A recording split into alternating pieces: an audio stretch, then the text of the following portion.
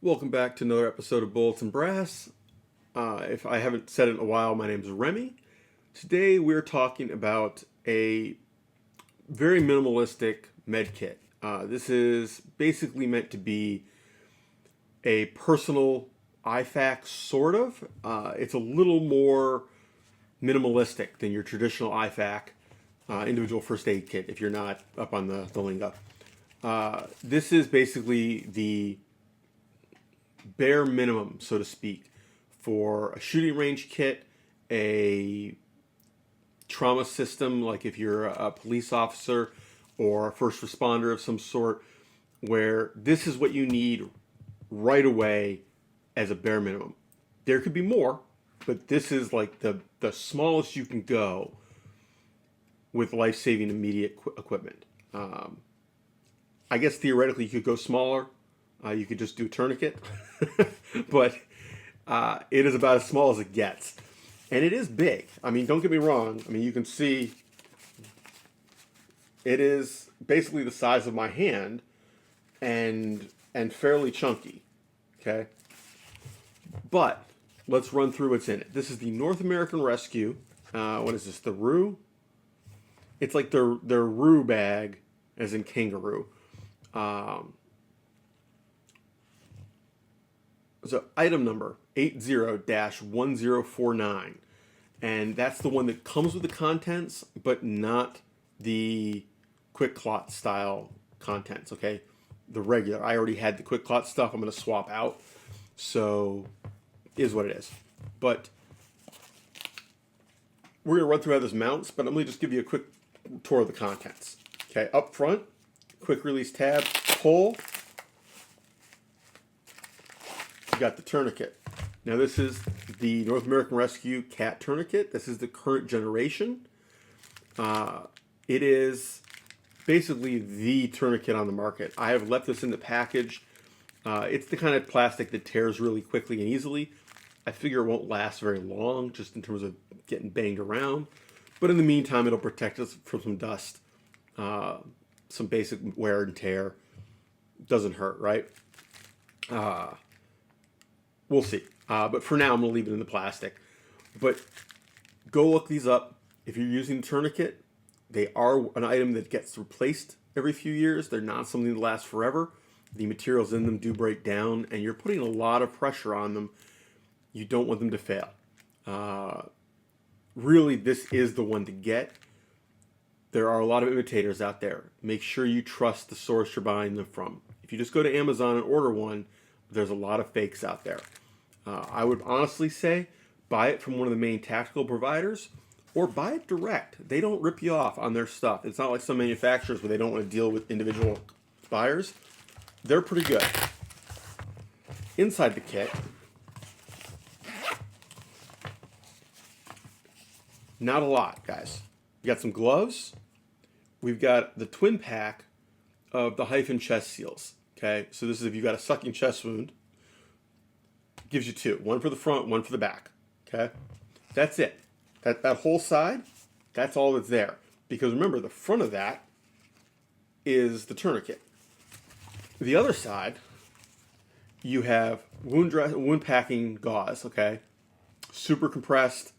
You basically tear it open and shove it in there for bullet holes, gashes, any kind of puncture wound or deep slicing wound. And then a big battle dressing. Typical Israeli bandage kind of thing. I've got some that have the hemostatic agent. I'm going to put those in this kit. This will just go back in my general kit, my general gear.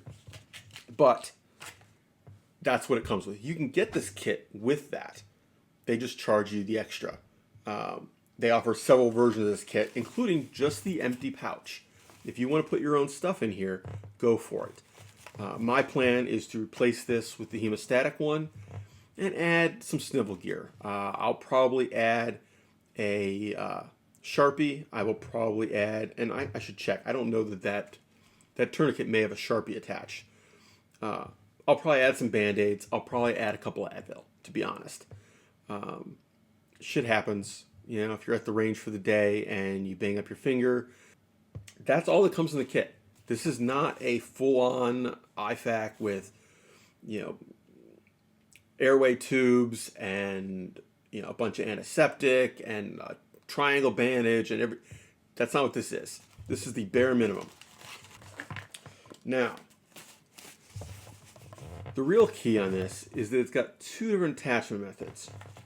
One is a belt loop through the back, okay? So it sits on your belt like this, which we're going to demonstrate in a second. The other option is Molly. Now, that is pretty tall Molly. That is not insignificant. So we're going to put on this belt, and we'll show you how that fits. And I'll edit the video so you're not watching that whole thing. But we're going to put it on the belt here, just so you can see how much real estate it's taking up.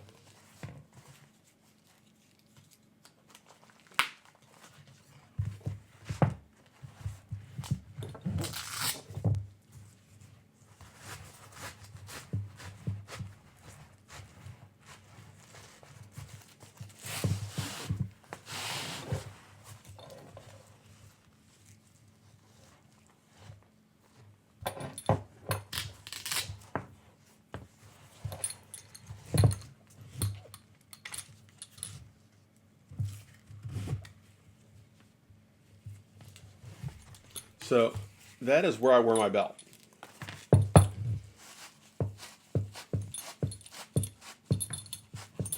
So if I'm wearing that like that, right? A, it sticks out pretty far. And B, my handgun's got to be pretty far around to the side. I expect, and I haven't done it yet. You'll see this on my gear later. This is talking about the kit itself, not my use of it. I expect I'm going to have to run it all the way at the buckle on my belt, my training belt, in order to have my handgun where I want it. I, for some reason, was thinking it had a horizontal belt slot as well. It really doesn't. But you can see, fits on there. Fits pretty secure. This is an 1.5 inch belt. There is room for an 1 3/4 inch. I'm honestly not sure you're going to get a 2-inch belt in there. It's tall enough, but I think that a 2-inch belt usually is also thicker, and I'm not sure there's room for the thicker and taller. You guys that use the big 2-inch belts know what I mean. Things that are supposed to fit don't always fit.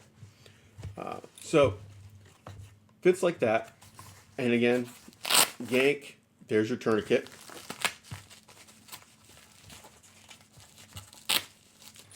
Or you unzip and you get to your stuff.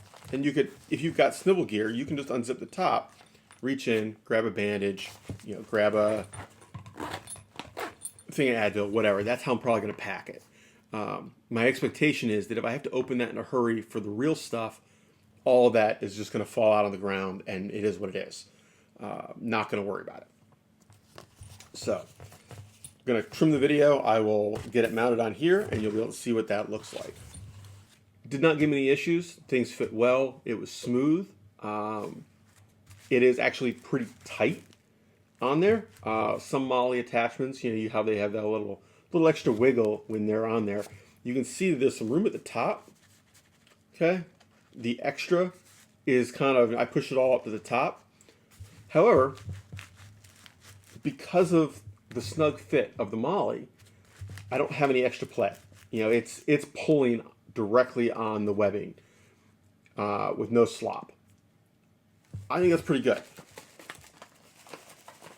You know, for a pouch that is oversized in that sense and sticking way out, that's pretty damn good. I'm happy with that. Certainly, I am considering another one. This was a test run for me. Figured I would try one, see if I liked it. I'm thinking I'm going to buy another one to mount either to this belt or to put on a chest rig, you know, put it on a plate carrier. For comparison, these are $79, I believe, delivered as is. I want to say it was like 110 or something with the hemostatic.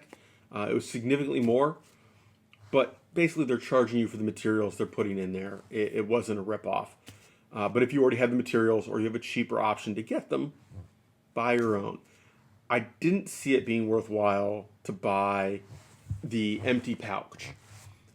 Unless you really don't need any of the contents. The pouch itself is $40. Now, $40 plus shipping, because it's not free shipping without the contents, means you're like $50.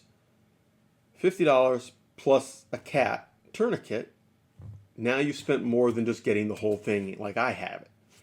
So even if you only care about the tourniquet and the pouch, it makes sense. Even if your plan is to take the tourniquet out and use it as a spare, mount it somewhere else, like you're getting a top grade tourniquet almost for like $15, $20 once you figure in taxes and shipping and everything.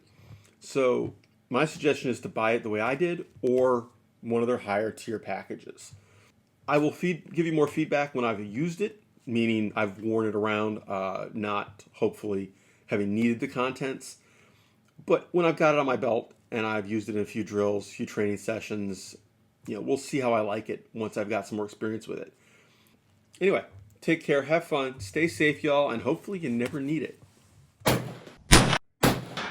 Say hi. Oof. Oof. Oof.